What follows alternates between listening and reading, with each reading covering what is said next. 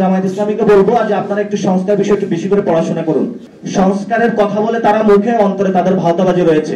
NCP কে বলা বাপ বলা এইসব ভাওতাবাজি বন্ধ করেন আপনাদের। গণভোটের বিষয় হলো জামায়াত এবং বিএনপির মধ্যে একটা মল্লযুদ্ধ চলতেছে। তা আমরা সেখানে মনে করি যে গণভোট আগে হতে পারে, হলে সমস্যা কোথায়? আপনার ইলেকশন ডেতে যদি গণভোটও হলো আর ইলেকশনে যে ক্যান্ডিডেট ওই ভোটও হলো, সেখানে কিছু প্রবলেম ক্রিয়েট হয়।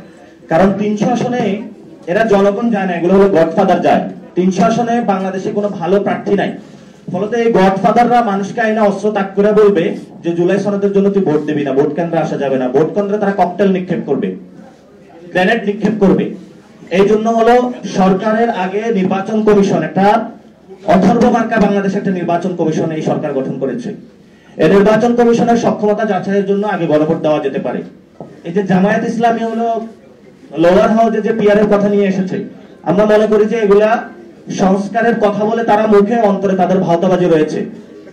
আমরা আপার হাউসে যেটা প্র্যাকটিক্যাল নাই, জন্য জামায়াত ইসলামীকে বলবো যে আপনারা একটু সংস্কার বিষয়ে একটু বেশি করে পড়াশোনা করুন।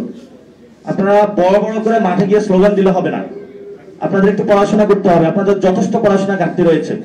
আপনারা সংস্কার প্রক্রিয়া যতগুলো মিটিং করেছেন, আলোচনা করেছেন, আপনারা যা সাইন করে দিয়েছেন, এই বিষয়ে কেন আমাদের কথা বলতে হলো? আপনাদেরকে আমরা আগের দিন যাই বুঝিয়েছি। আপনি রাজনীতির জনগণকে, আপনার দলীয় রাজনীতির জনগণের উপরে কেন আপনার দলীয় রাজনীতি নিয়ে যাচ্ছেন?